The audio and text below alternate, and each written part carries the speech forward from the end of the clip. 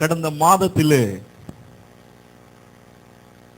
வானிலை ஆராய்ச்சி இப்படியாக சொன்னார்கள். 144 ஆண்டுகளுக்கு முன்பாக இருந்த ஒரு பெரிய வறட்சி இப்பொழுது காணப்படுகிறது. நேற்றைக்கு செய்தியில கேட்கும்போது இந்த வருடத்துல என்றைக்குமே இல்லாத அளவுக்கு, எந்த வருடமே இல்லாத அளவுக்கு அதிகமான உஷ்ணம், அதிகமான வெயிலின் கொடுமை அதிகமாக இருக்கும் என்று சொல்லி, இன்னும் அதை விட என்ன சொல்றாங்க அப்படின்னு சொன்னா, வானிலை ஆராய்ச்சியாளர் சொன்னது, பருவ சூழ்நிலையே நம்ம கவனிக்கவே முடியல, என்ன நிலைமை நடக்குது, காரணம் அதை இது பண்ணவே கணிக்கவே முடியல. ஒவ்வொரு நாளும் ஒவ்வொரு விதமான பருவநிலைகள் மாறிக்கொண்டே இருக்கிறது என்று சொல்லி சொன்னார்கள். பாருங்க, தேசத்திலே வறட்சி, இன்னொரு பக்கம் பார்த்தா குடிநீர் இல்ல. இப்படிப்பட்ட வறட்சிகளுக்கெல்லாம் காரணம் என்ன? இது ஒரு சைடு. இன்னொரு பக்கம் பார்க்கும்போது தேவ பிள்ளைகளாகிய நம்முடைய வாழ்க்கையில பொருளாதார ரீதியான பல வறட்சிகள், ஆவிக்குரிய ரீதியான சில வறட்சிகள், அநேக காரியங்களிலே சரீர பிரகாரமாகவும் நாம் வறட்சியோடு காணப்படுகிறோம். இதனாலே சரீர சுகம் இல்லை. இப்படிப்பட்ட எல்லாவற்றுக்கும் தீர்வுதான் என்ன? இதற்கு பதில் என்ன? தேவன் சபையை இந்த பூமியிலே ஏற்படுத்தி வைத்திருக்கிறாரே, இப்படிப்பட்ட காரியங்களுக்கு சபை என்ன பதில் சொல்லுகிறது? வேதத்திலிருந்து சபை என்ன இந்த உலகத்திற்கும் தேவ ஜனத்திற்கும் பதில் சொல்ல வேண்டியது? அந்த கட்டாயத்திலே நீங்களும் நானும் இருக்கிறோம். அல்லேலூயா. அப்படிப்பட்ட காரியத்திலே கர்த்தர் இந்த நாளிலே செய்தியின் மூலமாக அதற்கு ஒரு சரியான பதிலை தர உண்மையுள்ளவராய் இருக்கிறார். அல்லேலூயா, அல்லேலூயா. என்னோடு கூட சேர்ந்து திருப்பிக் கொள்ளுங்கள். செய்தியின் ஆதாரமாக எசேக்கியேல் எழுதின தீர்க்க தரிசன புஸ்தகம் 34வது அதிகாரம் 26வது வசனத்தை வாசிக்கலாம். நான் அவர்களையும் என் மேட்டின் சுற்றுப்புறங்களையும் ஆசீர்வாதமாக்கி ஏற்ற காலத்திலே மழையை பெய்ய பண்ணுவேன். ஆசீர்வாதமான மழை பெய்யும். கரங்களை தட்டி ஆண்டவரை எல்லாரும் மகிமைப்படுத்துங்க. கடந்த வாரங்களிலே ஜெபித்துக் கொண்டிருந்த போது கர்த்தர் கொடுத்த வார்த்தை, ஆசீர்வாதமான மழை பெய்யும். பக்கத்துல பார்த்து சொல்லுங்களேன், உங்க குடும்பத்துல ஆசீர்வாதமான மழை பெய்ய போகுது. சொல்லுங்க பக்கத்துல. சகோதரர்களே, உங்க வியாபாரத்துல, உங்களுடைய தொழில ஆசீர்வாதமான மழை பெய்ய போகுது. அல்லேலூயா. நம்முடைய தேசத்திலே தேவன் ஆசீர்வாதமான மழையை பெய்ய போகிறார். எத்தனை பேர் விசுவாசிக்கிறீங்க? எத்தனை பேர் விசுவாசிக்கிறீங்க? முதல்ல ஆரம்பிக்கிறது நம்ம இடத்துல இருந்து தான் ஆரம்பிக்க போகிறது. அல்லேலூயா. நம்முடைய குடும்பத்திலே காணப்படுகிற வறட்சியை நீக்கும்படியாக தேவன் வரப்போகிற நாட்களிலே அவருடைய ஆசீர்வாத மழையை ஊற்ற போகிறார். எத்தனை பேர் விசுவாசிக்கிறீர்கள்? உங்களுடைய குடும்ப காரியங்களிலே காணப்படுகிற வறட்சி, வியாபாரத்தில் ஒரு வறட்சியான சூழ்நிலையில நீங்க இந்த ஆராதனைக்கு வந்திருக்கலாம். பொருளாதார ரீதியிலே ஒரு வறட்சியான சூழ்நிலையில இந்த ஆராதனைக்கு வந்திருக்கலாம். அந்த வறட்சியை ஆசீர்வாதமாய் மாற்றுகிற தேவன் தான் நீங்களும் நானும் ஆராதித்துக் கொண்டிருக்கிற தேவன். அவர் தான் இந்த ஆராதனையிலே உங்களுடைய கரத்தை பிடித்து சொல்லுகிறார், ஆசீர்வாதமான மழையை கட்டளிடுவேன் என்று சொல்லி சொல்லுகிறார். அல்லேலூயா. விசுவாசிக்கிறவர்கள் கரங்களை தட்டி ஆண்டவரை எல்லாரும் மகிமைப்படுத்துவோம். பாருங்கள், எசேக்கியேல் தீர்க்கதரிசி தீர்க்க தரிசனமாக சொல்லுகிறார், ஏற்ற காலத்திலே மழையை பெய்ய பண்ணுவேன்.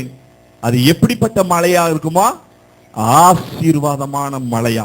அப்ப பாருங்க, இந்த பூமியிலே காணப்படுகிற வறட்சியை நீக்க ஒரே ஒரு பதில் மழைதான்.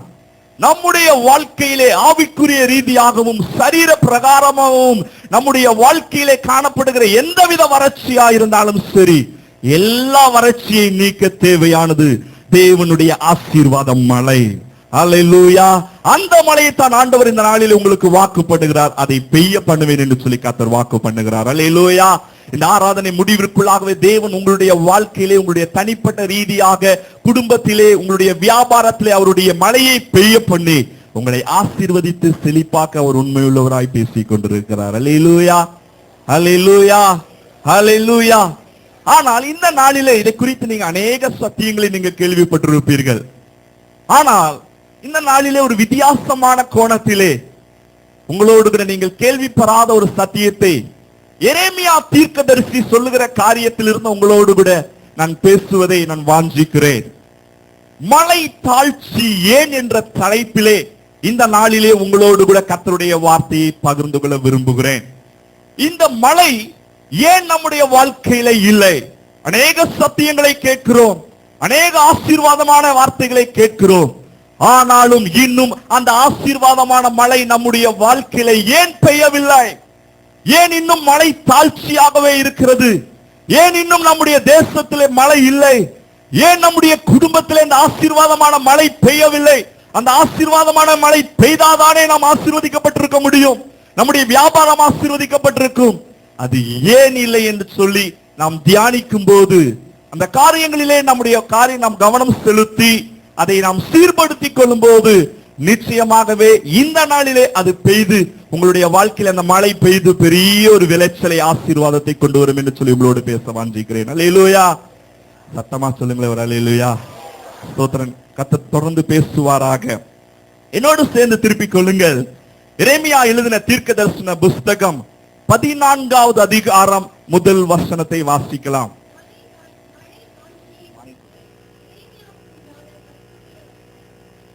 எல்லாரும் கவனிங்க. மழை தாழ்ச்சியை குறித்து எரேமியாவுக்கு உண்டான கர்த்தருடைய வார்த்தை. எரேமியா தீர்க்கதரிசியை குறித்து உங்களுக்கு தெரியும், ஒரு வல்லமையான தீர்க்கதரிசி. அந்த தீர்க்கதரிசிக்கு கர்த்தருடைய வார்த்தை எதற்குன்னு எப்படி நேரா வருது? ஏன் மழை இல்லை? ஏன் தேவ ஜனங்களுடைய வாழ்க்கையில் ஒரு பெரிய தாழ்ச்சி? ஏன் மழை தாழ்ச்சி, அதாவது ஆசீர்வாத மழை அவர்களுடைய வாழ்க்கையிலே ஏன் பெய்யவில்லை என்று சொல்லி இந்த அதிகாரத்திலே அவர் தீர்க்க தரிசனமாக உரைக்கிறார். இதை விளக்குவதற்கு முன்பாக அவர் சில காரியங்களை இந்த அதிகாரத்திலே குறிப்பிடுவதை நான் உங்களுக்கு முன்பாக காட்டி, இதுதான் இன்றைய நாட்களிலே சபைகளிலும் வெளியிலும் நடைபெற்றுக் கொண்டிருக்கிறது என்பதை உங்களுக்கு முன்பாக காட்டும் போது நீங்களும் நானும் அதை உணர்ந்து கொண்டு கர்த்தருக்காக இன்னும் உற்சாகமாய் நாம் ஜீவிப்போம் என்பதை அறிந்தவனாக உங்களோடு கூட பேசுகிறேன். அல்லேலூயா. சத்தமா சொல்லுங்களேன் ஒரு அல்லேலூயா. நீங்க கொடுக்கிற அல்லேலூயா தான் எனக்கு ஒரு பூஸ்டாக இருக்கும். ஆமென். நீங்க என்னோடு கூட இருக்கிறீங்கன்னு அது ஒரு அடையாளமா இருக்கு. அல்லேலூயா. ஸ்தோத்திரம். பாருங்க, இங்க எரேமியா தீர்க்கதரிசி ஏன் மழை தாழ்ச்சி என்பதற்கு, தாழ்ச்சி என்று சொன்னால் எல்லாத்துக்கும் தெரியும், அப்படிதானே? இல்லை, குறைவு. ஏன் மழை இல்லை என்பதுதான் தாழ்ச்சி. முதல்ல அதை சொல்லிக்கணும். பாருங்க, இங்கே சொல்லுகிறார். அதை விளக்குவதற்கு முன்பாக இந்த எரேமியா தீர்க்கதரிசி சில காரியங்களை குறிப்பிடுவதை பாருங்கள். எரேமியா தீர்க்கதரிசன புஸ்தகம் இதே அதிகாரம் 14வது அதிகாரம் 14வது வசனத்தை வாசியுங்கள். கர்த்தர் என்னை நோக்கி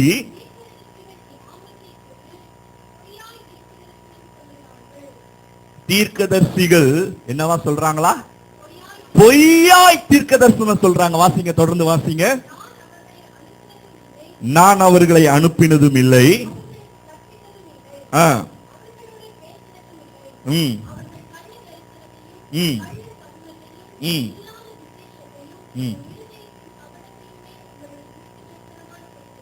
தேசத்திலே மழை இல்லை, ஆசீர்வாதமான இருக்க வேண்டிய குடும்பங்களிலே ஆசீர்வாத மழை இல்லை.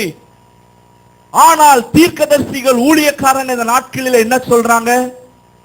கர்த்தர் உங்களை ஆசீர்வதிப்பார், கர்த்தர் உங்களுக்கு நன்மை செய்வார் என்று சொல்லி பொய்யாய் தீர்க்க தரிசனம் சொல்றாங்க. எப்படி சொல்றாங்களா? மழை பெய்யும், மழை பெய்யும். ஆண்டவர் சொல்லவே இல்லை. ஆண்டவர் சொல்றாரு, நான் சொல்லவே இல்லை.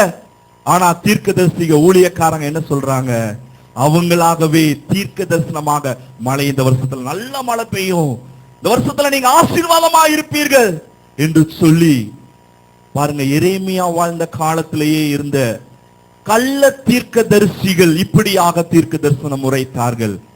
பாருங்க தேவ ஜனமே, நாம் எவ்வளவு விழிப்பா இருக்க வேண்டியது மிக மிக முக்கியமாய் இருக்கிறது. அடுத்தது பாருங்க, இந்த மழை இல்லாததுனால என்ன பாதிப்பு வரும் என்று சொல்லி எரேமியா 14வது அதிகாரம் அதே அதிகாரம் 4வது வசனத்திலே அவர் சொல்லுகிறார். பாருங்க, தேசத்தின் மேல் மழை இல்லாததினால் என்ன பண்ணிருக்கு? தரை வெடித்து இருக்கிறது. தலையை மூடிக்கொள்கிறார்கள். நீங்க செய்தியில் எல்லாம் பார்த்திருப்பீங்க. கடந்த சில ஒரு வாரமாக எப்படி நம்முடைய தேசத்தினுடைய விவசாயத்தின் நிலங்களை எல்லாம் அப்படியே காட்டுறாங்க. எப்படி இருக்கு பாருங்க. காவிரியில போய் பார்த்தா, போன மாதத்துல திருச்சியில போய் பார்க்கிறோம், காவிரியில வெட்டாந்தரையா இருக்கிறது. பிரியமானவர்களே, இந்த வறட்சி எல்லாம் ஏன் என்றைக்காவது நீங்க கேட்டிருக்கிறீங்களா? இது ஒரு பக்கம். இன்னொரு பக்கம் என்ன? தேவ ஜனமே, நம்முடைய வாழ்க்கையில அநேக வறட்சிகள் காணப்படுகிறது. இன்னும் தேவன் உங்களுக்கு அற்புதம் செய்ய வேண்டிய காரியங்கள் அநேக இருக்கானா இன்னும் நடைபெறாதபடிக்கு வறட்சியாகவே காணப்படுகிறது. இதெல்லாம் ஏன் என்று சொல்லி என்றைக்காவது நீங்களும் நானும் கேட்டிருக்கிறோமா? இந்த நாளிலே கர்த்தர் உங்களோடு கூட பேச விரும்புகிறார். ஏன் என்னுடைய வாழ்க்கையிலே நான் பல வருடமாக தேவனுடைய பிள்ளையா இருக்கிறேனே, பல ஆண்டுகளாக கர்த்தரை சேவித்துக் கொண்டிருக்கிறேனே, பல ஆண்டுகளாக கர்த்தருக்கு ஊழியம் செய்து கொண்டிருக்கிறேனே, ஆனால் இன்னும் என்னுடைய வாழ்க்கையிலே ஏன் மழை தாழ்ச்சி, இன்னும் என்னுடைய வாழ்க்கையிலே ஏன் ஆசீர்வாத மழை இல்லை? அதை குறித்து இந்த நாளிலே நாம் தியானிக்க முகிறோம். முதல் காரியம், நேரம் இல்லாதபடினாலே நான் வேகமாய் கடந்து போகிறேன். முதல் காரியம், இந்த 14வது அதிகாரம் 20வது வசனத்திலே சொல்லுகிற எரேமியா தீர்க்கதரிசி சொல்லுகிற காரியத்தை வாசியுங்கள். கர்த்தாவே, எங்கள் தீமையையும் ஜெபம் பண்றான். எப்படி ஜெபம் பண்றான்? கர்த்தாவே, எங்கள் தீமையையும் எங்கள் பிதாக்களின் அக்கிரமங்களையும் நாங்கள் அறிந்திருக்கிறோம். நாங்கள் உமக்கு விரோதமாய் பாவம் செய்தோம். உம்முடைய நாமத்தின் நிமித்தம் எங்களை அருவருக்காதீரும். என்னை கேட்டுக்கொண்டிருக்கிற தேவ ஜனமே, இங்கே பாருங்க, தேசத்துல ஏன் மழை தாழ்ச்சி, ஏன் சரியாக பெய்ய வேண்டிய அந்த ஆசீர்வாதமான மழை இல்லை? முதல் காரியம், கர்த்தருக்கு விரோதமான தீமை, பிதாக்களின் அக்கிரமம். நீங்க கேட்கலாம், நாங்கெல்லாம் அப்படியெல்லாம் செய்யறது இல்ல பிரதர், நாங்கெல்லாம் கர்த்தருக்கு விரோதமாக இல்லை, நாங்க அவருக்காக உண்மையா தான் ஜீவிக்கிறோம். ஆனால் இந்த நாளிலே ஒரு காரியத்தை நான் உங்களுக்கு ஞாபகப்படுத்த விரும்புகிறேன். முதல் காரியம், கர்த்தருக்கு விரோதமான தீமை என்று மாத்திரம் அல்ல, அதுக்கு அடுத்த வரி சொல்லப்பட்டிருக்கிறது, பிதாக்களின் அக்கிரமம் என்று சொல்லப்பட்டிருக்கிறது. இதை நாம் கவனிக்க வேண்டிய கட்டாயத்திலே நீங்களும் நானும் இருக்கிறோம்.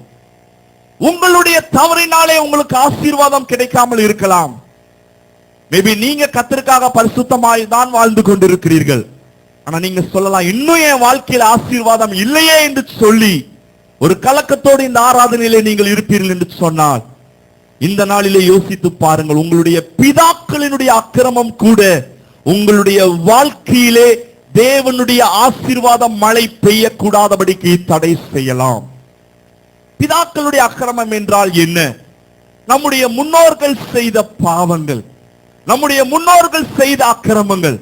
இதை தியானிக்கும் போது மோகன் சி அங்கிள் சொன்ன ஒரு சம்பவம் எனக்கு ஞாபகம் வருகிறது. அவருடைய சித்தப்பா, சொந்த சித்தப்பா அவர்கள், அவருடைய செய்தியில சொன்ன சம்பவம் எனக்கு ஞாபகம் வருகிறது. அவருடைய சொந்த உடன் சித்தப்பா பாருங்க, முந்தைய காலத்துல சில ஆண்டுகளுக்கு முன்பாக நல்ல வசதியாக இருந்தாங்க. நல்ல வசதியான குடும்பம், நல்ல ஆடம்பரமான குடும்பம், கிராமத்திலேயே செல்வ செழிப்போடு இருந்த குடும்பம். இப்படி செல்வம் இருந்ததுனாலே, ஆசீர்வாதம் இருந்ததுனாலே அவங்களுக்கு இன்னொன்னு என்ன இருக்கும்? கிராமத்துல எல்லாம் ஜமீன்தார்களுக்கு என்ன கொஞ்சம் இருக்கும்? திமிரு இருக்கும், அப்படித்தானே? என்ன, ஆணவம் இருக்கும், யாருக்கும் இது பண்ண மாட்டாங்க, கொஞ்சம் கர்வமாக தான் இருப்பாங்க. சோ இப்படி இருந்ததுனால அந்த பகுதியில இருந்த ஏழைகளை அவங்க ரொம்ப அற்பமாய் நினைத்தார்கள்.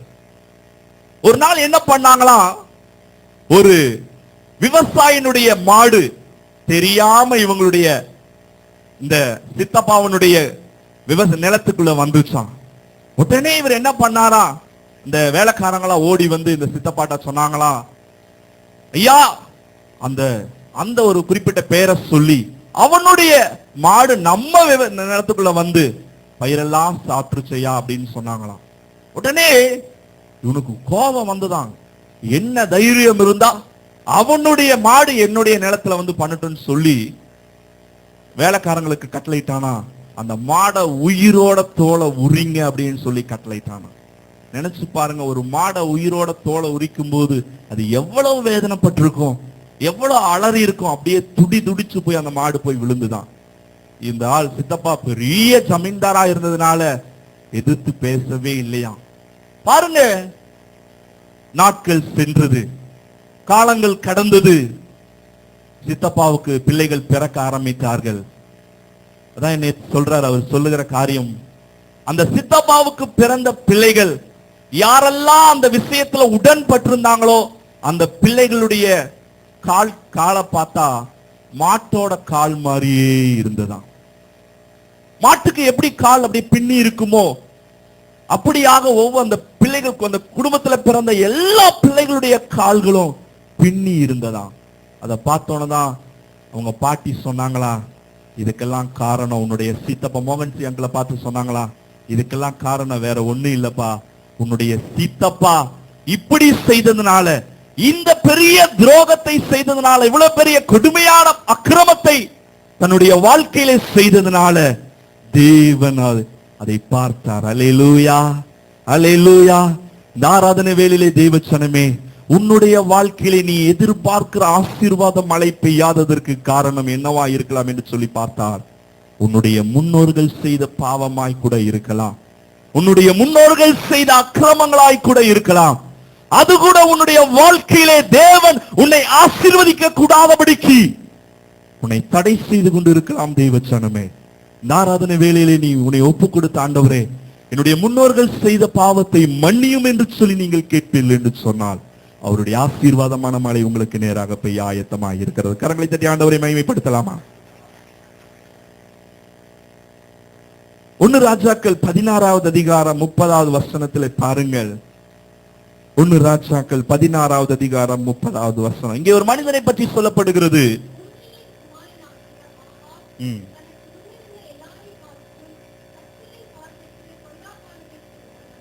இங்கே பாருங்க, ஆகாப் என்கிற ராஜா, எல்லாரும் கேள்விப்பட்டிருப்பீங்க, தெரியாதவங்களுக்காக சொல்றேன். ஆகாப் என்பவன் இஸ்ரவேலிலே ராஜாவாக பதவி ஏற்கிறான். அவன் நினைக்கிறான், நான் ராஜாவாயிட்டனே, இனி எனக்கு என்ன கவலை, இனி நான் யார் பேச்சுக்கு கேட்கணும், நான் தான் ராஜா என்று சொல்லி அவன் கர்த்தருக்கு விரோதமாக, கர்த்தரை அசட்டை பண்ணினவனாக, கர்த்தருக்கு விரோதமான காரியம் அவனுக்கு தெரியும். விக்கிரக ஆராதனை கர்த்தருக்கு விரோதமான பாவம், கர்த்தர் அருவருக்கிற பாவம் என்று சொல்லி இந்த ஆகாப்புக்கு தெரியும். ஆனாலும் அவன் இந்த பாவத்தை செய்கிறான். இப்படி கர்த்தரை கோபம் ஊற்றினபடினாலே 33வது வசனத்திலே சொல்லப்பட்டிருக்க அந்த வார்த்தையை வாசிங்க.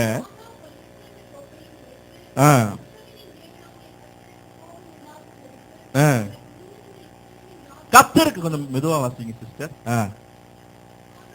கர்த்தருக்கு கோபம் உண்டாக்கும்படிக்கு, பாருங்க அந்த வரி அண்டர்லைன் பண்ணுங்க, கர்த்தருக்கு கோபம் உண்டாக்கும்படி. தேவச்சனமே, நம்முடைய வாழ்க்கையிலே நம்முடைய கிரியைகள் மூலமாக, நம்முடைய செயல்கள் மூலமாக நாம் தேவனுக்கு கோபத்தை உண்டாக்கும் போது நம்முடைய வாழ்க்கையிலே நாம் எதிர்பார்க்கிற ஆசீர்வாதமான மழை பெய்யாது. அல்லேலூயா. நம்முடைய வாழ்க்கையில ஒரு பெரிய ஆசீர்வாத தாழ்ச்சி உண்டாகத்தான் செய்யும். இப்படி இவன் செய்ததுனால பாருங்க, பரலோகத்தில் இருந்த தேவன் அவர் அமைதியா இருக்கவில்லை. அவர் அனுப்புகிறார். அடுத்த அதிகாரம் 17வது அதிகாரம் 1 வசனத்திலே அவர் பாருங்க, எலியா தீர்க்கதரிசியை அனுப்பி சொல்ற வார்த்தையை கவனிங்க.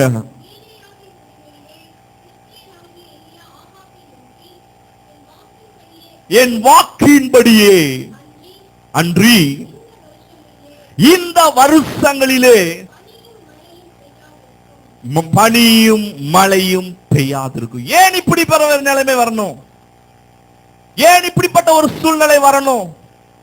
இந்த இஸ்ரவேல் தேசத்திலே இஸ்ரவேல் மக்கள் தேவனை தெரிந்து கொள்ளப்பட்ட ஜாதிதானே, தேவனால் தெரிந்து கொள்ளப்பட்ட ஒரு விசேஷமான தேவச்சனம் தானே. ஆனால் அந்த ஜனத்தின் மடியிலே ஏன் ஆசீர்வாதமான மழை நிறுத்தப்பட வேண்டும்?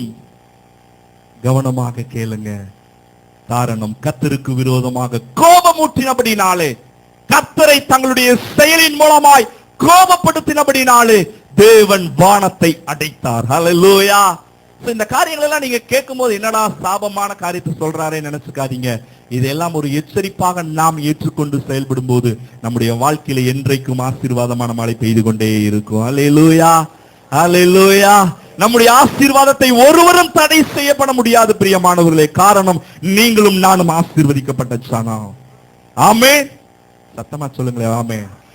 அல்லேலூயா. பாருங்க, இப்படி இருந்ததுனால தான் ஆண்டவர் எலியாவை அனுப்பி இஸ்ரவேல் தேசத்துல மழையை நிறுத்தி விடுகிறார் பிரியமானவர்களே.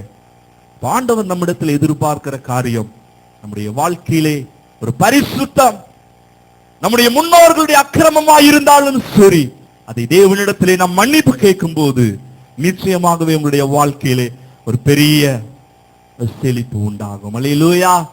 அதை தான் பக்தன் பாடுகிறான். பாவத்தோடு நீ மரித்தால் பாதாளம் சென்றிடுவாய், பாவத்தோடு நீ மரித்தால் பாதாளம் சென்றிடுவாய், அக்கினியில் வெந்திடுவாய், அலறி அலறி துடித்திடுவாய், அக்கினியில் வெந்திடுவாய், அலறி அலறி துடித்திடுவாய். வந்து பாரு நீயும்.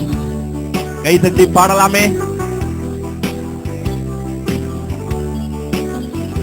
பக்கத்துல பார்த்து சொல்லுங்க. போகாதே போகாதே, எரிகோ பக்கம் போகாதே, நாடாதே நாடாதே, உலக விஸ்வம் நாடாதே, போகாதே போகாதே, போகாதே போகாதே, எரிகோ பக்கம் போகாதே, நாடாதே நாடாதே, போகாதே போகாதே.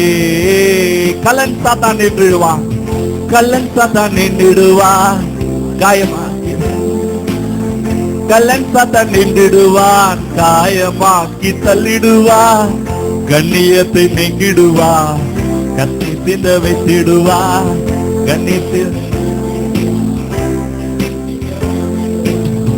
போகாதே போகாதே, போக மாட்டேன் போக மாட்டேன் போக மாட்டேன், எரிகோ பக்கம்.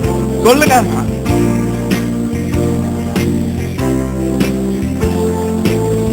போக மாட்டேன் போக மாட்டேன். ஏசாயா 64:6 சொல்லப்பட்டிருக்கிறது, நம்முடைய நீதி கர்த்தருக்கு முன்பாக அழுக்கான கந்தை என்று சொல்லப்பட்டிருக்கிறது. யோவான் 1:8 சொல்லப்பட்டிருக்கிறது, நாம் பாவம் இல்லை என்போமேயானால் நம்மை நாமே நாம் வஞ்சித்துக் கொள்கிறோம் என்று சொல்லப்பட்டிருக்கிறது. நீங்க நினைக்கலாம், நான் என்னிடத்துல ஒரு குறை இல்ல பிரதர், என்னிடத்துல ஒரு பாவம் இல்ல பாஸ்டர் என்று சொல்லிக் கொண்டிருக்கலாம். ஆனால் கர்த்தருடைய வார்த்தை உங்களுக்கு நேராய் தான் வருகிறது. நம்முடைய நீதி கர்த்தருக்கு முன்பாக அழுக்கான கந்தையாய் இருக்கிறது. அல்லேலூயா, அல்லேலூயா. இரண்டாவது காரியம், ஏன் நம்முடைய வாழ்க்கையிலே மழை தாழ்ச்சி, ஏன் நம்முடைய வாழ்க்கையிலே இன்னும் ஆசீர்வாதமான மழை ஆண்டவர் வாக்கு பண்ணினபடி பெய்யவில்லை என்று சொல்லி பார்க்கும்போது 2 நாளாகமும் 7வது அதிகாரம் 13வது வசனத்தில் இருந்து 14வது வசனம் வரை வாசிக்கலாம். நான் மழை இல்லாதபடிக்கு வானத்தை அடைத்து தேசத்தை அழிக்க வெட்டி கிளிகளுக்கு கட்டளையிட்டு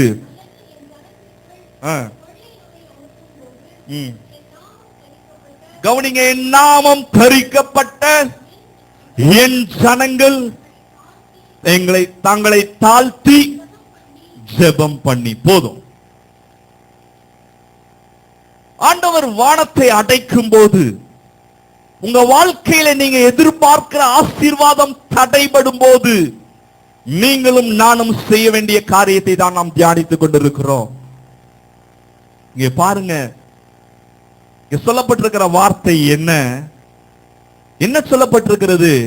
என் நாமம் தரிக்கப்பட்ட என் ஜனங்களுக்கு தான் மழை தடைபடுகிறது. அல்லேலூயா. சத்தமா சொல்லுங்க, அல்லேலூயா. அப்ப பாருங்க, நீங்களும் நானும் என்ன செய்யணும் சொல்லி பக்தன் எழுதுகிறான். வேதம் எழுதப்பட்டிருக்கிறது, தங்களை தாழ்த்தி ஜெபம் பண்ண வேண்டும். இதை குறித்து கொஞ்சம் ஆழமாக சில காரியங்களை நான் விவரிக்க விரும்புகிறேன். நம்முடைய ஜெபம் மாறப்பட வேண்டும் பிரியமானவர்களே. நீங்க அநேக ஆசீர்வாதங்களை எதிர்நோக்கி வந்திருக்கலாம். என்னுடைய வாழ்க்கையில் இன்னும் குழந்தை வேணும், என்னுடைய கடன் பிரச்சனை நீங்கணும், எனக்கு இன்னும் வேலை கிடைக்கல, இந்த மாதிரி சரீர பிரகாரமான ஏராளமான ஆசீர்வாதங்களை நீங்க எதிர்நோக்கி வந்திருக்கலாம். ஆவிக்குரிய ஜீவித்துல நான் வளரணும்னு நினைக்கிறேன், கர்த்தருக்கு ஊழியம் செய்யணும்னு நினைக்கிறேன், ஆனா இன்னும் தடைபடுது. இப்படி அநேக ஆசீர்வாதங்களை நீங்க எதிர்நோக்கி வந்திருக்கலாம். அதுக்கெல்லாம் என்ன தடை, அதற்கெல்லாம் என்ன தடை என்று சொல்லி பார்த்து அதற்கு நாம் என்ன செய்ய வேண்டும் என்று சொல்லி இங்கே வேதத்தில் எழுதப்பட்டிருக்கு. என்ன சொல்லப்பட்டிருக்கு? தங்களை தாழ்த்தி ஜெபம் பண்ண வேண்டுமா? எல்லாரும் ஜெபம் பண்றோம், உண்மைதான். ஆண்டவரே என்னை ஆசீர்வதியும், என்னை உயர்த்தும் ஆண்டவரே, என்னுடைய வாழ்க்கையில ஒரு மேன்மையை தாரும் என்று சொல்லி ஜெபிக்கிறோம், உண்மைதான். ஆனால் கர்த்தர் எதிர்பார்க்கிற ஒரு ஜெபம் எப்படிப்பட்ட ஜெபமா? தங்களை தாழ்த்தி ஜெபம் பண்ணுகிற ஒரு ஜெபத்தை கர்த்தர் எதிர்பார்க்கிறார். அல்லேலூயா. பாருங்கள், யோனா எழுதின புஸ்தகத்திலே நீங்கள் பார்க்கும்போது 3வது அதிகாரம் 4வது வசனத்திலிருந்து 10வது வசனம் வரைக்கும் யோனா காலத்திலே அந்த ஜனங்கள் எப்படி தங்களை தாழ்த்தினார்கள் என்று சொல்லி உங்களுக்கு நான் விவரிக்க விரும்புகிறேன். உங்களுக்கு தெரியும், இந்த யோனா சம்பவத்திலே கர்த்தர் யோனா தீர்க்கதரிசியின் மூலமாய் சொல்லுகிறார், நினிவே பட்டணத்தை நான் அழிக்க போகிறேன் என்று சொல்லி. கர்த்தர் இப்படி சொன்னதினாலே இந்த யோனாவுக்கு அந்த தேசத்திலே போய் சொல்ல பயம். ஆமென். அவன் விலகி ஓடுறான். எங்க போறான்? தர்சீசுக்கு போறான். ஏன் அப்படி தர்சீசுக்கு போறான்? அந்த சம்பவத்தை இன்ஃபர்மேஷனாக உங்களுக்கு நான் சொல்ல விரும்புகிறேன். இந்த நினிவே பட்டணம் எப்படிப்பட்ட பட்டணம் என்று சொன்னால், அந்த பட்டணத்தினுடைய ராஜா எப்படிப்பட்ட என்று சொன்னால், ஒரு அலெக்சாண்டரை போல இந்த நினிவே மக்கள் எல்லா தேசத்தையும் கைப்பற்றி கொண்டு வந்திருந்த காலம் அது. பாருங்க, ஒவ்வொரு தேசத்தையும் அவர்கள் கைப்பற்றும் போது, இப்ப எக்ஸாம்பிள் பாத்தீங்கன்னா, தமிழகத்துல இப்போ நம்ம தமிழ்நாட்டை கைப்பற்றாங்க அப்படின்னு சொல்லி பாத்தீங்கன்னா என்ன பண்ணுவாங்க அப்படின்னா, சென்னை மெரினா கடற்கரை இருக்கு, வேற கன்னியாகுமரியில கடற்கரை இருக்கு. அந்த கடற்கரை ஓரத்தில் அவங்க என்ன பண்ணுவாங்க என்று சொன்னால், கைப்பற்றின அந்த தேசத்துல இருக்கிற எல்லா ஆண் மக்களுடைய தலைகளை வெட்டி அந்த தலைகளை அடுக்கி கோபுரமாக மாற்றிவிட்டு கடந்து போவானாம் அந்த அரசன், நினிவேவின் அரசன். ஏன் என்று சொன்னால், அந்த கோபுரமாக ஒவ்வொரு தலையை அடுக்கி கோபுரமாக இருக்கும்போது யாராவது வந்து பார்த்தால் என்று சொன்னால் அவர்கள் புரிந்து கொள்வார்களாம், இந்த பட்டணத்தை, இந்த தேசத்தை நினிவேயின் மன்னன் ஜெயித்து போயிருக்கிறான் என்று சொல்லி அறிந்து கொள்வார்களாம். அப்படிப்பட்ட ஒரு கொடுமையான தேசம் தான் நினிவே பட்டணம்.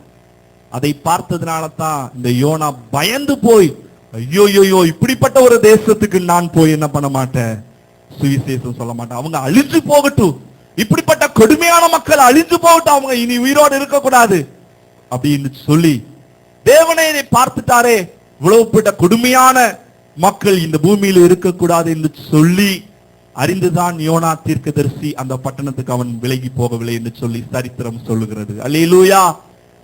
சத்தமா சொல்லுங்க, அல்லேலூயா. இப்படிப்பட்ட கொடுமையான மக்கள் தான் இங்க பாருங்க, அவங்க எப்படி தங்களை தாழ்த்தி ஜெபம் பண்றாங்க என்று சொல்லி வசனம் 4வது வசனத்திலிருந்து 10வது வசனம் வரை சொல்லப்பட்டிருக்கிறது. பாருங்க.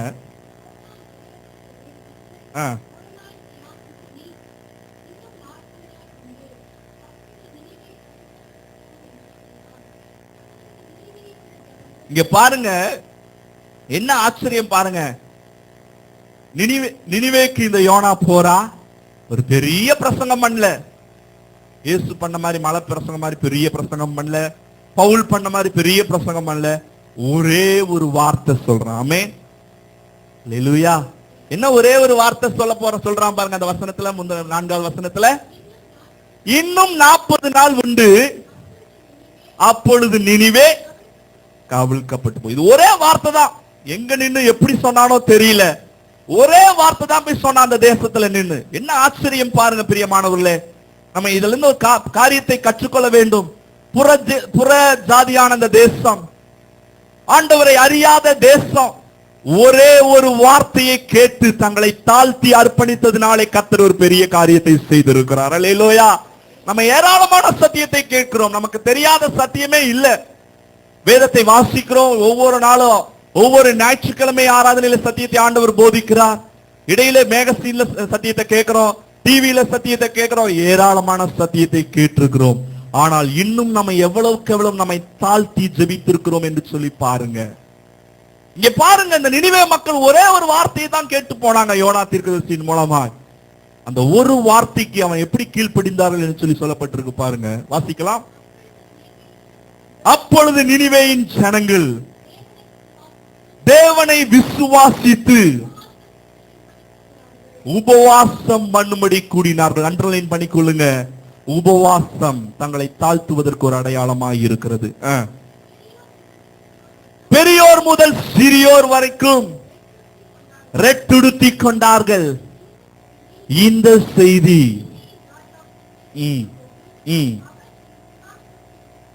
ராஜா பாருங்க சிங்காசனத்துல கூட உட்கார்ல.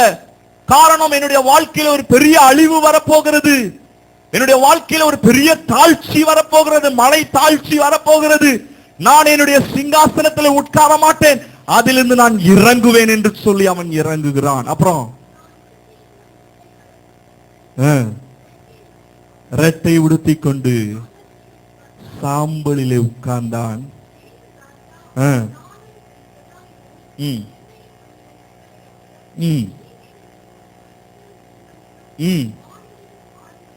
இங்க கவனிங்க, இவங்க மட்டும் இல்ல, ஜனங்க மாத்திரம் கிடையாது, மிருகங்கள், மாடுகள், ஆடுகள் ஒன்று ருசி பார்க்கவில்லை. என்னை கேட்டுக்கொண்டிருக்கிற தேவச்சனமே, நீ அநேக அற்புதங்களை எதிர்பார்க்கிறது உண்மைதான். ஆனால் என்றைக்காவது நீ உன்னை தாழ்த்தி இப்படிப்பட்ட ஒரு ஜெபத்தை உன்னுடைய வாழ்க்கையிலே, நம்முடைய வாழ்க்கையிலே நாம் செய்திருக்கிறோமா?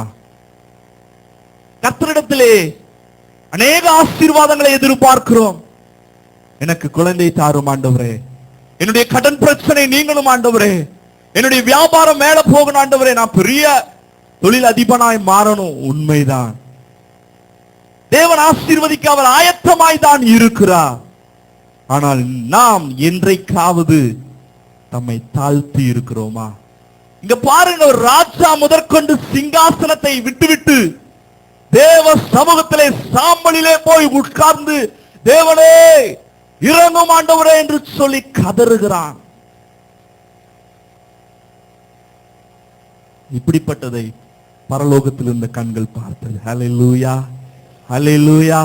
தேவன் உங்களையும் பார்த்து கொண்டிருக்கிறார். பிரியமானவர்களே, நம்முடைய வாழ்க்கையில இப்படிப்பட்ட ஒரு அர்ப்பணிப்பு, இப்படிப்பட்ட ஒரு தாழ்மை கர்த்தருக்கு முன்பாக, கர்த்தாவே என்னை நீ ஆசீர்வதித்தால் ஒழிய நான் உம்மை விட மாட்டேன் என்று சொல்லி அவருடைய பாதத்திலே பிடித்து பாருங்கள், கர்த்தர் உங்களுக்கு உதவி செய்யறாரா இல்லையா என்று. ஆமென். கர்த்தரை நம்பி வந்தவர்கள் ஒரு நாளும் வெட்கப்பட்டு போனதில்லை. பிரியமானவர்களே, அவரை ஆராதிக்கிற ஜனங்கள் ஒரு நாளும் வெட்கப்பட்டு போனதில்லை. நிச்சயமாகவே அநேகரை சொல்ல முடியும். அதைதான் சங்கீதக்காரன் சொல்கிறான், நீதிமான் கைவிடப்பட்டதையும் அவன் சந்ததி அப்பத்துக்கு இறைந்து திரிகிறதையும் நான் காணவில்லை என்று சொல்லி தன்னுடைய வயதான காலத்திலே தாவீது பாடுகிறான். அல்லேலூயா, அல்லேலூயா. இந்த கடைசி நாட்களிலே நீங்கள் அப்படிப்பட்ட ஜெபிக்கிற பிள்ளைகளாக நீங்கள் எழும்புவீர்கள் என்று சொன்னார், உங்களுடைய வாழ்க்கையிலே நீங்கள் எதிர்பார்க்கிற ஆசீர்வாதத்தை சீக்கிரத்திலே பெற்றுக்கொண்டு கர்த்தருக்காய் சாட்சியாய் எழும்புவீர்கள். கரங்களை தட்டி ஆண்டவரை மகிமைப்படுத்துங்க. எனக்கு அநேக வேதனை உண்டு. இதுல ஒரு காரியம், நம்முடைய வாழ்க்கையில, நம்முடைய சபையில இன்னும் அநேகருக்கு ஆண்டவர் அநேக அற்புதங்களை செய்யணுமே, பல ஆண்டுகளாக தேவன் அற்புதங்களை செய்யணுமே என்று சொல்லி நாங்க வீட்டுல அடிக்கடி பேசிக்கிறது உண்டு. நான் அப்பா சொல்ற காரியம் என்னன்னா, நம்ம இவ்வளவு பாரத்தோட ஜெபம் பண்றோம், நம்ம இவ்வளவு தியாகம் பண்றோம், ஆனா அந்த ஆசீர்வாதத்தை பெற்றுக்கொள்ளுகிற பிள்ளைகள் எந்த அளவுக்கு தியாகம் பண்ணுகிறார்கள், ஆண்டவர் சமூகத்திலே ஜெபிக்கிறார்கள் என்று சொல்லி கேட்பார்கள். உண்மைதான் பிரியமானவர்களே, உங்களுடைய வாழ்க்கையிலே கர்த்தர் அற்புதம் செய்ய நீங்கள் கர்த்தருக்கு முன்பாக உங்களை தாழ்த்தி, ஏன் உபவாசம் இருந்து இந்த நினிவே மக்களை போல கர்த்தர் சமூகத்திலே நீங்கள் தாழ்த்தும் போது அவர் மனம் மாற, அவர் பாருங்க உண்மையுள்ள தேவனாய் இருக்கிறார். அல்லேலூயா. அந்த வசனத்துல கடைசி வரி கடைசி வசனம் சொல்லப்பட்டிருக்க வசனத்தை பாருங்க. அவர்கள் தங்கள் பொல்லாத வழியை விட்டு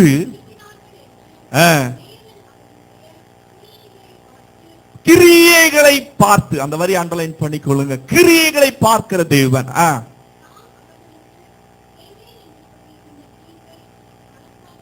மனஸ்தாபப்பட்டு அதை செய்யாது இருந்த. அப்ப பாருங்க, இப்படிப்பட்ட இந்த நினிவே ஜனங்கள் கொடுமையான ஜனங்கள், அக்கிரமமான ஜனங்கள், இப்படிப்பட்ட மக்களே தக்க தேவனுக்கு முன்பாக தங்களை தாழ்த்தி உபவாசம் பண்ணி. இன்னொரு காரியத்தை சொல்லணும், உபவாசம் யாரெல்லாம் இருந்தாங்களா?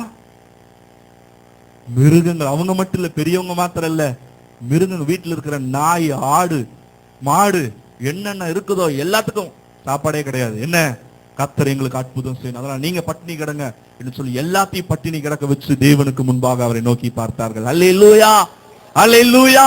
இதெல்லாம் நமக்கு ஒரு லெசனாக, பாடமாக இருக்கிறது. பிரியமானவர்களே, உங்களுடைய வாழ்க்கையிலே கர்த்தர் அற்புதம் செய்ய நீங்க இப்படி செய்யணும். ராஜா பாருங்க, சிங்காசனத்திலிருந்து இறங்கி வருகிறான். பாருங்க, நீங்க உங்களுடைய வாழ்க்கையில இந்த நாள்ல சொல்ற அற்புதத்தை செய்ய ஏன் நீங்க ஒரு நாள் லீவ் போட்டு கூட நீங்க உபவாசம் பண்ணி ஜெபிக்க கூடாது?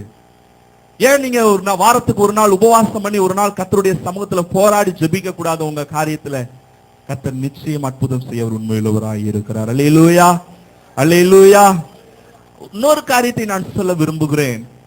உபவாசம் என்பது தேவனிடத்தில் ஒரு தப்பான அபிப்பிராயம் இருக்கு. உபவாசம் பண்ணா ஆண்டவர் எல்லா காரியத்தையும் செய்து விடுவார் என்று சொல்லி ஒரு தப்பான அபிப்பிராயத்தை நீங்கள் நினைத்து விட வேண்டாம்.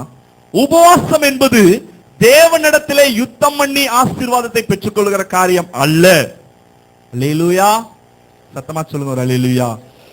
உபவாசம் என்பது தேவ சமூகத்திலே நம்மை அர்ப்பணித்து, ஆண்டவரே இனி நான் அல்ல, இனி உம் சித்தம் என்று சொல்லி ஒப்பு கொடுக்கிறதுக்கு அடையாளமாகத்தான் இருக்கிறது. அல்லேலூயா. அப்ப பாருங்க, எந்த ஒரு மனிதன் தேவ சமூகத்திலே உபவாசம் பண்றானோ, அந்த உபவாசம் பண்ணும்போது நாம் தேவனிடத்துல ஒரு ஸ்ட்ரைக் பண்ணல, தேவனிடத்துல ஒரு போய் யுத்தம் பண்ணல, மாறாக ஆண்டவரிடத்துல கிருபைக்காக ஏங்கி நிற்கிறோம். அல்லேலூயா. இன்னொரு காரியம், தேவனிடத்துல உபவாசம் பண்ணும்போது தேவன் நம்மை பரிசுத்தப்படுத்துகிறார். இந்த உபவாச வேளையிலே தேவன் நம்மை பரிசுத்தப்படுத்தி அவருடைய ஆசீர்வாதத்தை நம்ம மேல ஊற்றுகிறார். இதுதான் நடக்குது உபவாச ஜெபத்துல. அல்லேலூயா. இதுவரைக்கும் நீங்க அந்த தப்பான அபிப்பிராயம் கொண்டிருந்தீங்கன்னா, உபவாசம் பண்ணி ஜெபம் ஆண்டவர் கொடுத்துருவாரு, அப்படியெல்லாம் இல்ல. உபவாசம் பண்ணும்போது நாம் அவருடைய சித்தத்தை அறிந்து அவருடைய ஆசீர்வாதத்தை பெற்றுக் கொள்கிறோம். நம்முடைய உபவாசம் பண்ணும்போது நம்முடைய வாழ்க்கையிலே நம்ம கர்த்தருக்கு பிரியமில்லாத காரியங்கள் நீங்கி பரிசுத்தமாக்கப்பட்டு தேவனுடைய ஆசீர்வாதத்தை பெற்றுக் கொள்கிறோம். பிரியமானவர்களே, இதுதான் உண்மையான உபவாசமாய் இருக்கிறது. அல்லேலூயா, ஸ்தோத்திரம். இன்னொரு காரியத்தை சொல்லி இதுல இன்னும் சொல்லி நான் விளக்க விரும்புகிறேன். யாக்கோபு எழுதின நிருபம் 5வது அதிகாரம் 15வது வசனத்தில் இருந்து 18வது வசனம் வரைக்கும் வாசிக்கலாம். யாக்கோபு 5:15 18 முடிய.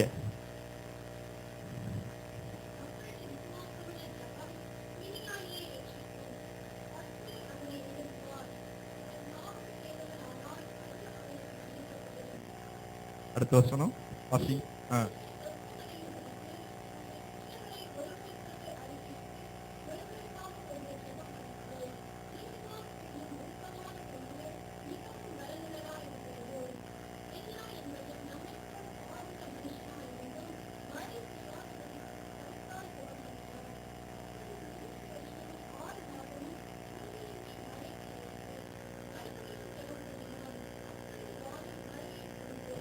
பதினேழாவது வசனத்தை பாருங்க. எலியா என்பவன் நம்மை போல பாடுள்ள மனுஷனா இருந்து, எல்லாரும் வேதத்தை பாருங்க, மழை பெய்யாதபடிக்கு அண்டர்லைன் பண்ணிக்கொள்ளுங்க, கருத்தான ஜெபம். முதல்ல நம்ம இந்த ஜெபத்திலேயே பார்த்தோம், தாழ்மையான ஜெபம் ரொம்ப முக்கியம்.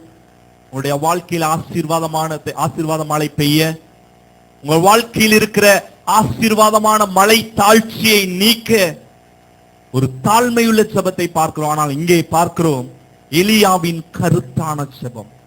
நீங்க கேட்கலாம், என்ன கருத்தான ஜெபம் அப்படின்னா என்ன? இதே யாக்கோபு இங்கேயே அவர் விளக்குவதை நாம் பார்க்கிறோம். பாருங்க, இந்த ஜெபத்தை பற்றி 15வது வசனத்தில் இருந்து சொல்லிக் கொண்டு வருகிற யாக்கோபு அவர் சொல்லுகிற ஒவ்வொரு காரியத்தை சொல்லி கடைசியில தான் 17வது வசனத்துல தான் சொல்லுகிறார். எலியாவை சொல்லி ஒரு இல்லஸ்ட்ரேஷன் சொல்லுகிறார். எலியா ஒரு கருத்தான ஜெபம் செய்கிறான் என்று சொல்லி, அந்த கருத்தான ஜெபம் என்ன என்று சொல்லி முந்தின வசனங்களிலே அவர் சொல்லுகிறதை பாருங்கள். 15வது வசனம் என்ன ஜெபம் சொல்லப்பட்டிருக்கு பாருங்க. விசுவாசம் உள்ள ஜெபம் தான் கருத்தான ஜெபம். கரங்களை தட்டி ஆண்டவர் எல்லாரும் மகிமைப்படுத்துங்க. நீங்க ஜெபம் பண்றீங்க உண்மைதான், ஆனா நம்முடைய ஜெபத்திலே ஒரு விசுவாசம் இருக்கணும். கர்த்தர் நிச்சயமா எனக்கு செய்வார், கர்த்தர் நிச்சயமா எனக்கு ஒரு அற்புதத்தை செய்வார். ஒரு சமயம் பாருங்க, ஒரு போதகர் தன்னுடைய விசுவாசிகளை எல்லாம் கூப்பிட்டாராம். இன்று மாலை எல்லாத்துக்கும் நம்முடைய தேசத்துக்காக நாம ஜெபிக்க போகிறோம். குறிப்பா தேசத்துல மழை இல்ல, அந்த மழைக்காக நம்ம எல்லாம் ஜெபிக்கலாம் வாங்க அப்படின்னு சொன்னாராம். எல்லா விசுவாசிகளும் வந்தாங்களாம், சபையே நிறைஞ்சு வந்துச்சா. எல்லாரும் பைபிள் பாட்டு புக்கு எல்லாம் கொண்டு வந்தாங்களாம். ஆனா ஒரே ஒரு பாப்பா மட்டும், குழந்தை மட்டும் ஒரு கொடை கொண்டு வந்தாங்களாம். உடனே எல்லாரும் அவளை பார்த்து சிரிச்சாங்களாம்.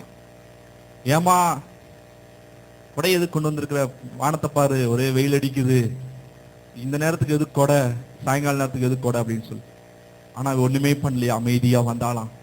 அமைதியா வந்து எல்லாரும் ஜெபம் பண்ணாங்களாம். போதகர் செபிச்சாரா. கடைசியில ஆராதனை முடிஞ்சுச்சான். ஆராதனை முடிஞ்சு போகும்போது பெரிய மழை பெஞ்சுச்சான். இவ ஒருத்தி மட்டும் கொடை பிடிச்சிட்டு போனாலாம், மத்தவங்க எல்லாம் நனைஞ்சிட்டு போனாங்களாம். அப்ப சொன்னாலா, பாருங்க கர்த்தர் என்னுடைய விசுவாசத்தை பார்த்து மழையை கொடுத்திருக்கிறார். அல்லேலூயா. அப்பதான் எல்லாத்துக்கும் ஒரே வெக்கமா இருந்துச்சான். பாரு, இந்த சின்ன புள்ளை எவ்வளவு ஒரு விசுவாசமா இருக்கிறாள், தன்னுடைய காரியத்துல எவ்வளவு வியாக்கியானமா இருக்கிறாள் என்று சொல்லி. இந்த நாட்களிலே நீங்க அநேக காரியங்களுக்காய் நாம் ஜெபிக்கிறோம். ஆனால் நம்முடைய வாழ்க்கையிலே தேவன் மீது விசுவாசத்தை வளர்த்து கொள்ளுங்க. இதெல்லாம் நமக்கு தெரிந்த காரியம் தான். விசுவாசத்தை பத்தி நம்ம புதிதாக ஒன்றும் கற்றுக்கொள்ள வேண்டிய அவசியம் இல்லை.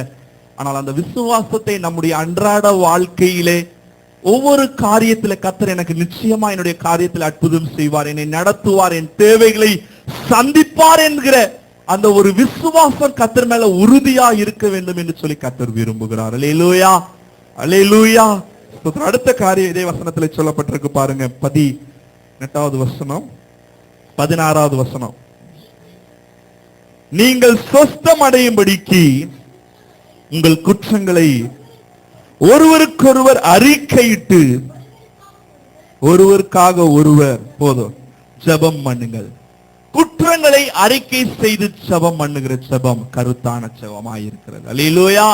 இப்படிப்பட்ட காரியங்கள் எல்லாம் நீங்க கேட்கிறவர்களாய் மாத்திரல்ல, அதை நீங்க செயல்படுத்தி பாருங்க. கர்த்தர் உங்களுக்கு அற்புதம் செய்யறாரான்னு பாருங்க.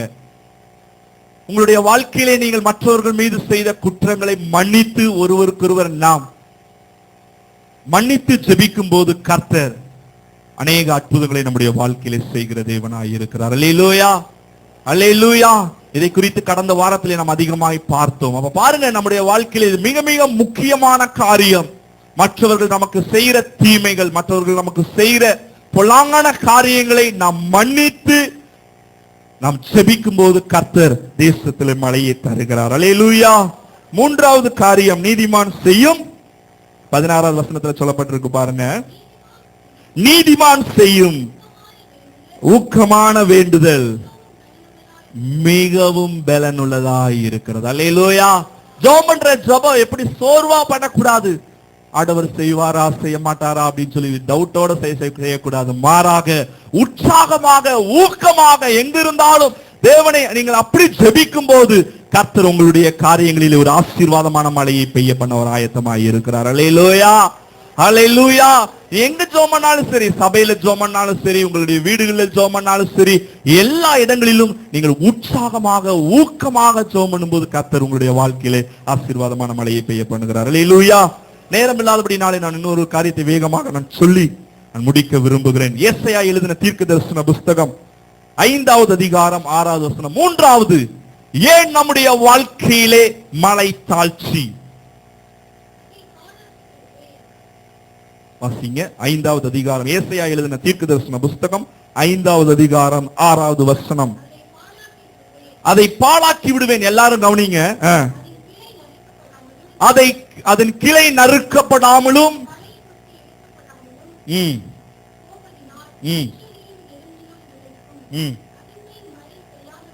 அதன் மேல் மழை பெய்யாதபடிக்கு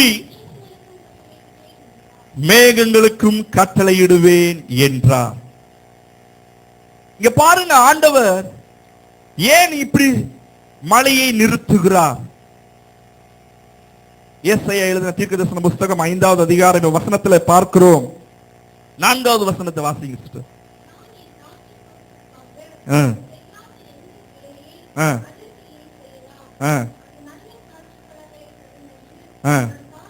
நான் காத்திருக்க கசப்பான பழங்களை தந்தது.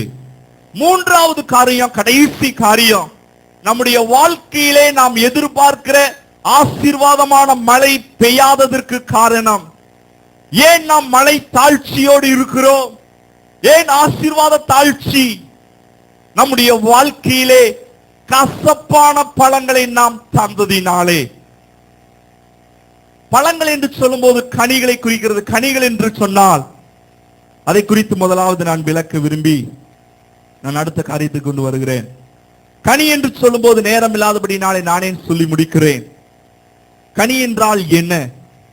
மத்தேயு எழுதின சுவிசேஷம் 3வது அதிகாரம் குறித்துக் கொள்ளுங்கள். மத்தேயு 3வது அதிகாரம் 8வது வசனத்திலே சொல்லப்பட்டிருக்கிறது, மனம் திரும்புதல் என்கிற கனி என்று சொல்லப்பட்டிருக்கிறது. அப்ப பாருங்க, நீங்களும் நானும் இந்த பூமியிலே மனம் திரும்புவது, ஒவ்வொரு நாளும் மனம் திரும்ப வேண்டும்தான் தேவன் கனி கொடுக்கிறதை குறிப்பிடுகிறார். அல்லேலூயா, சத்தமா அல்லேலூயா, ஸ்தோத்திரம். அப்ப பாருங்க, ஒவ்வொரு நாளும் மனம் திரும்ப வேண்டும். ஏதோ ஒரு நாள் ரட்சிக்கப்பட்டோம் என்று அல்ல. ரட்சிப்பு என்பது தினமும் நடைபெற வேண்டியது முக்கியமாக இருக்கிறது. ஒவ்வொரு நாளும் நம்முடைய வாழ்க்கையிலே ஆண்டவர் சமூகத்தை ஒப்பு கொடுத்து, ஆண்டவரே என்னை கழுவி சுத்திகரியும், என்னை பரிசுத்தவானாய் மாற்றும் என்று சொல்லுகிற அதைத்தான் தேவன் இங்கே கனி என்று குறிப்பிடுகிறார். இரண்டாவது, கலாத்தியர் 5வது அதிகாரம் 22வது வசனத்திலே சொல்லப்பட்டிருக்கிறது, ஆவியின் கனி என்று சொல்லப்பட்டிருக்கிறது. 5:22 அது குணாதிசயங்களை குறிப்பிடுகிறது. அன்பு, சந்தோஷம், சமாதானம், நீடிய பொறுமை, தயவு, நற்குணம் என்று சொல்லி குணாதிசயங்களை பவுல் வரிசைப்படுத்துகிறார். அப்ப பாருங்க, கனிதரவு என்று சொல்லும் போது உங்களுடைய வாழ்க்கையிலே நல்ல குணங்களை ஆண்டவருக்கு நேராக அல்லது மற்றவர்களுக்கு நீங்கள் நல்ல குணங்களை வெளிப்படுத்துவதை குறிப்பிடுகிறது. அடுத்ததாக கொலேசியர் 1வது அதிகாரம் 10வது வசனத்திலே சொல்லப்பட்டிருக்கிறது. கொலேசியர் 1வது அதிகாரம் 10வது வசனத்திலே நற்கிரியைகளான கனி என்று சொல்லப்பட்டிருக்கிறது. நம்முடைய வாழ்க்கையிலே நாம் செய்கிற நல்ல கிரியைகள் கனிகளாக வேதம் நமக்கு கற்றுத் தருகிறது. அப்ப நம்முடைய வாழ்க்கையிலே நாம் கனி தருகிறவர்களாக நல்ல கிரியைகளை செய்யும் போது நாம் கனி தருகிற செடிகளாக இருக்கிறோம். அல்லேலூயா, சத்தமா சொல்லுங்க அல்லேலூயா. அப்ப பாருங்க, ஆண்டவர் நம்மிடத்திலே நல்ல கிரியைகளை செய்ய வேண்டும், ஏழை எளியவர்களுக்கு உதவி செய்ய வேண்டும் என்று சொல்லி கர்த்தர் எதிர்பார்க்கிறார். அது ஒரு கனியாக இருக்கிறது. சங்கீதம் 127 சங்கீதம் 4வது வசனத்திலே கர்ப்பத்தின் கனி என்று சொல்லப்பட்டிருக்கிறது. இது என்ன சொல்லப்பட்டிருக்கிறது என்று சொன்னால், கிறிஸ்துவுக்குள்ளே வந்த பிறகு நீங்களும் நானும் மற்றவர்களை ஆதாயம் செய்வதை தான் கனி என்று சொல்லி குறிப்பிடுகிறது. அல்லேலூயா. பக்கத்துல பார்த்து கேளுங்க, கனி கொடுக்கிறீங்களான்னு கேளுங்களேன். பிரதர் கனி கொடுக்கிறீங்களா? பிரதர் சிஸ்டர் கனி கொடுக்கிறீங்களா? கேளுங்க. என்ன சொன்னாங்க? தூக்கம் வருது பிரதர்னு சொல்றாங்களா? ஹலோ, என்ன சொல்றாங்க? இன்னொரு கேள்வி கேளுங்க. நீங்க சர்ச்சுக்கு வந்த பிறகு எத்தனை பேர்த்த கூட்டிட்டு வந்திருக்கிறீங்கன்னு கேளுங்க. ஏன்னா அது ஒரு கனி. கேளுங்களேன். கேட்டீங்களா? நிறைய பேர் கேட்கவே இல்லை. அன்பா கேட்கிற கேளுங்க. சர்ச்சுக்கு வந்து எத்தனை வருஷம் ஆச்சுன்னு கேளுங்க. அதுக்கு முன்னாடி எத்தனை விசுவாசிகளை நம்ம கனி கொடுத்திருக்கிறோம்? ஆண்டவர் சொல்றார், நல்ல கனிகொடா மரங்கள் எல்லாம் வீச்சுண்டு அக்கினியில் போடப்படும். நல்ல கனிகொடா மரங்கள் எல்லாம் விட்டுண்டு அக்கினியில் ராஜா வருகிறார். ஓ ராஜா இயேசு வருகிறார், எதிர்கொண்டு செல்லும். இயேசு வருகிறார், பள்ளங்கள் எல்லாம் நிரம்பிட வேண்டும், மலைகள் குன்றுகள். கையை தட்டி பாடுவோம்.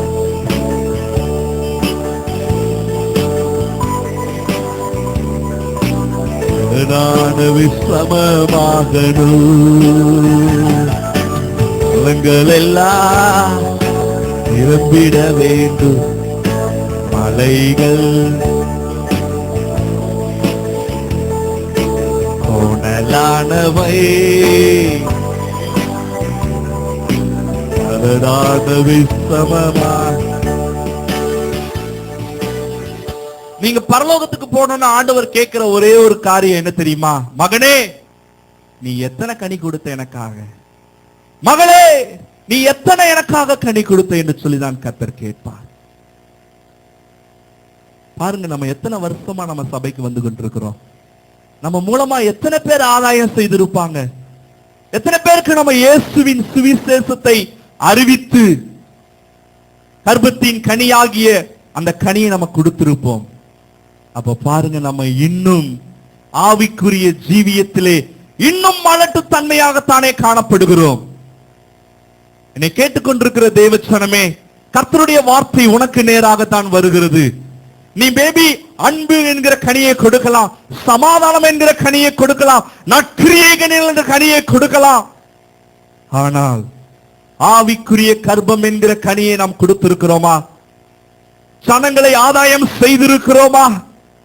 எத்தனை பேருக்கு நாம் சுவிசேஷத்தை நாம் சொல்லி இருக்கிறோம்? ஆண்டவர் வரும்போது கேட்பார், எத்தனை பேரை நீ கூட்டிக் கொண்டு வந்தாய், உன்னுடைய கனி எங்கே என்று சொல்லி ஆண்டவர் உங்களை பார்த்து கேட்பார். எளிதாக சொல்லுகிறேன், கனி கொடுக்க ஒரு எளிதான வழிமுறை. சுவிசேஷம் சொல்வதற்கு பல்வேறு விதமான தடைகள் இருக்கிறது, உண்மைதான். எங்கும் போய் டிராக்ஸ் எல்லாம் முன்ன மாதிரி கொடுக்க முடியாது, உண்மைதான். ஆனா எளிதாக இயேசுவை பற்றி சொல்ல ஒரு வழியை நான் உங்களுக்கு சொல்லுகிறேன். எல்லாருக்கும் நண்பர்கள் இருப்பாங்க, உறவினர்கள் இருப்பார்கள். கண்டிப்பாக உங்களிடத்துல வந்து சொல்லுவாங்க, எனக்கு இந்த கஷ்டம், எனக்கு அந்த கஷ்டம், எனக்கு இப்படி பிரச்சனை, இப்படிப்பட்ட தொல்லையில நான் இருக்கிறேன்னு சொல்லுவாங்க. அப்படிப்பட்டவங்களுக்கு சொல்லுங்க, இந்த பிரச்சனையிலிருந்து இயேசு விடுதலை தருவார். அவரை நோக்கி பாருங்க, அவர் உங்களுக்கு உதவி செய்ய ஆயத்தமா இருக்கிறார் என்று சொல்லி யோனாவை மாதிரி ஒரு வார்த்தை சொல்ல உங்களால முடியுமா? முடியாதா? எவ்வளவு நேரம் நம்ம குடும்ப கதை பேசிட்டு இருக்கிறோம், கட்டுக்கதை பேசிட்டு இருக்கிறோம். இயேசுவின் சுவிசேஷத்தை சொல்லுங்கள், காலம் கொடியதாய் இருக்கிறது. அல்லேலூயா, அல்லேலூயா. நாம் கடைசி காலத்துல வாழ்ந்து கொண்டிருக்கிறோம் தேவச்சனமே. இன்னும் நாம் உணர்வடையாதபடி இருப்போம் என்று சொன்னால் பரிதாபமான நிலைக்கு போய் விடுவோம். கடைசி நேரத்தில் கர்த்தர் உங்களோடு கூட பேசுகிறார். நீங்கள் நல்ல கனி தர வேண்டும் என்று சொல்லி கர்த்தர் விரும்புகிறார். அல்லேலூயா. உங்களுடைய வாழ்க்கையிலே கசப்பான கனி இருந்ததுனால தான் ஆசீர்வாதமான மழை பெய்யாதபடிக்கு தடைபட்டிருக்கிறது. அல்லேலூயா, அல்லேலூயா. இந்த நாளில ஒரு முடிவு பண்ணுங்க, நான் போகிற இடத்துல வருகிற இடத்துல எனக்கு எப்பப்பெல்லாம் வாய்ப்பு கிடைக்கிறதோ நான் இயேசுவை, என்னை மீட்ட இரட்சகரை, கர்த்தர் உங்களுக்கு இறங்கி செய்த அற்புதத்தை மற்றவங்களுக்கு போய் சொல்லுங்க. அதுதான் சுவிசேஷம். அல்லேலூயா. எத்தனை பேர் செய்ய ஆயத்தமா இருக்கிறீங்க? கரங்களை உயர்த்தி ஒரு ஆமென் சொல்லுங்களேன். அல்லேலூயா. இந்த நாளிலிருந்து நீங்க அப்படி எல்லாரும் கிளம்புனீங்கன்னா போதும். இந்த சபை பத்தாது. காரணம், இப்ப 100 பேர் 200 பேர் இருந்தா அடுத்தது இன்னும் ஒரு வருஷத்துல எத்தனை பேரா மாறிடுவோம்? 400 பேரா மாறுவோம். மாறுவோமா மாட்டோமா? ஏன் நீங்க ஒருத்தருக்கு இன்னொருத்தருக்கு சொன்னா போதும், ஒருத்தர் இன்னொருத்தர் ஆதாயப்படுத்தினா போதும். சபை எப்படி? இதுதான் சபை விருத்தி அடைகிறது, மந்தை விருத்தி அடைகிறதை குறிப்பிடுகிறது. ஆனால் இந்த கடைசி காலத்திலே அநேக சபைகள் மலட்டுத்தன்மையோடு காணப்படுகிறது பிரியமானவர்களே. காரணம் என்ன? நாம் இன்னும் ஆவிக்குரிய கர்ப்பத்தின் கனி கொடுக்காததனால தான். இந்த நாளிலே கர்த்தருடைய வார்த்தை உங்களுக்கு நேராய் எனக்கு நேராய் வந்து கொண்டிருக்கிறது. நீங்களும் நானும் கனி கொடுக்கவே அழைக்கப்பட்டவர்கள். அல்லேலூயா. எதற்காக தேவன் உங்களை அழைத்தார்? எதற்காக உங்களுக்கு நன்மை செய்திருக்கிறார்? எதற்காக உங்களுக்கு ஆசீர்வாதத்தை தந்திருக்கிறார்? நீங்களும் நானும் இந்த பூமியிலே ஆசீர்வாதமான ஆவிக்குரிய கர்ப்பத்தின் கனி கொடுக்க வேண்டும் என்று சொல்லிதான் தேவன் அழைத்திருக்கிறார். அதை மறந்து போயிடாதீங்க. அல்லேலூயா, அல்லேலூயா. இந்த அதிகாரத்தில் இருக்கிற காரியத்தை மாத்திரம் நான் விலக்கி நான் ஜெபிக்க விரும்புகிறேன். ஏசாயா 5வது அதிகாரம் 1 வசனத்திலிருந்து 6வது வசனம் வரைக்கும் நம்ம வாசித்து நாம் ஜெபிக்க போகிறோம். எல்லாரும் வாசிக்க வேதத்தை பாருங்க. நல்ல நல்ல இன்ட்ரெஸ்டிங்கான டாபிக். வாசிங்க.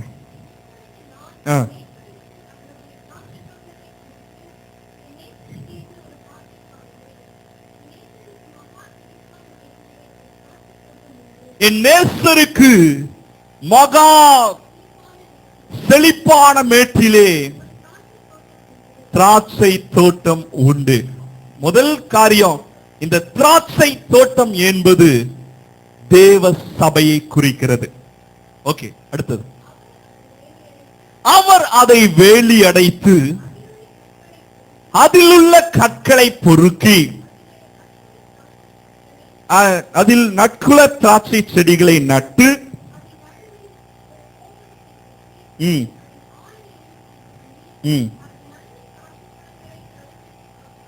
காத்திருந்தார்.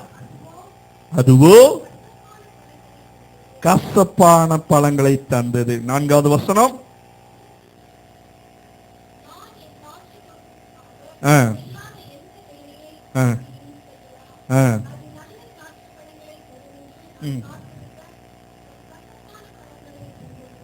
இங்கே சொல்லப்பட்டிருக்கிற காரியத்தை முதலாவது நான் விளக்க விரும்புகிறேன்.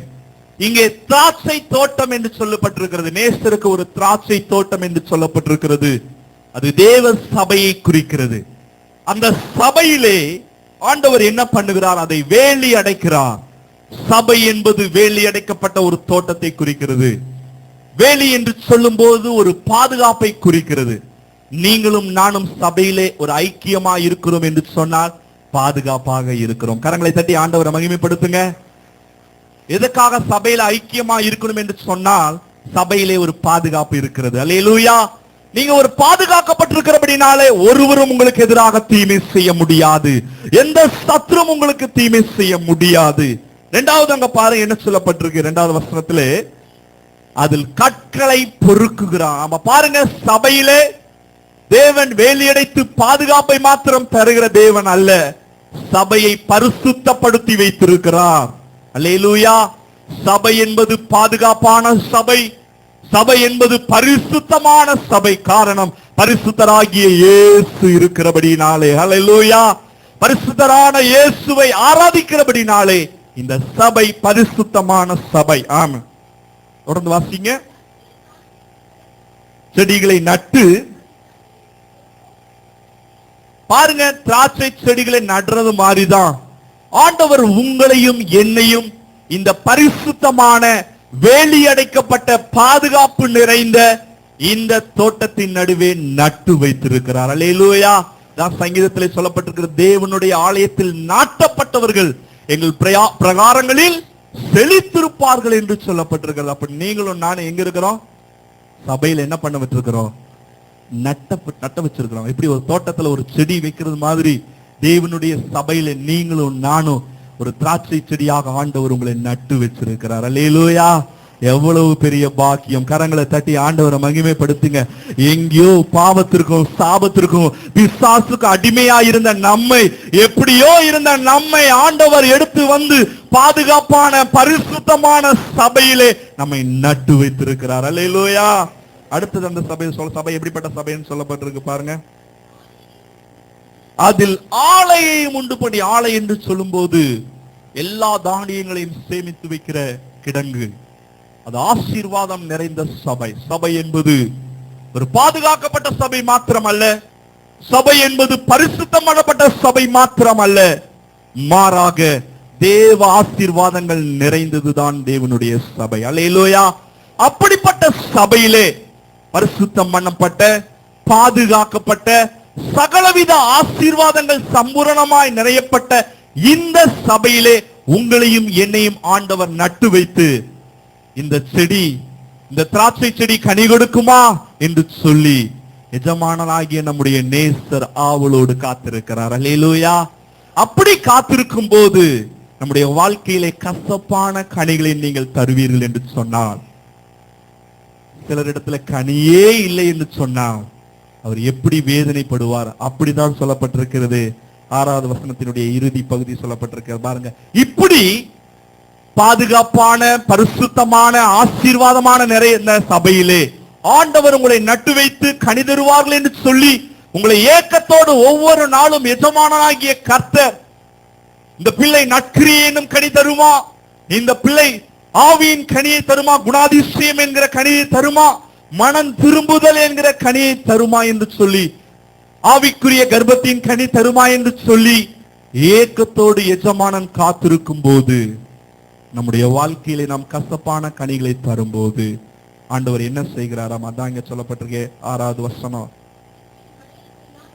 அதன் மேல் மழை பெய்யாதபடிக்கு 6வது வசனத்தின் இறுதி பகுதியில மேகங்களுக்கு கட்டளையிடுவேன். அல்லேலூயா. அல்லேலூயா. இந்த நாளிலே உங்களுடைய வாழ்க்கையிலே மழை இல்லாததற்கு காரணம், மழை தாழ்ச்சிக்கு காரணம் பிரியமானவர்களே, தேவன் எதிர்பார்க்கிற மனம் திரும்புதல் என்கிற கனி, தேவன் எதிர்பார்க்கிற குணாதிசயம் என்கிற கனியை, தேவன் எதிர்பார்க்கிற நற்கிரியைகள் என்கிற கனியையும் தேவன் எதிர்பார்க்கிற கர்ப்பத்தின் ஆவிக்குரிய கர்ப்பம் என்கிற கனியை நீங்கள் கொடுப்பீர்கள் என்று சொன்னார், தேவன் உங்களுடைய வாழ்க்கையில ஆசீர்வாதமான மழையை தந்து உங்களை உயர்த்த உண்மையுள்ளவராய் இருக்கிறார். அல்லேலூயா. எல்லாரும் எழுந்து நிற்கலாம்.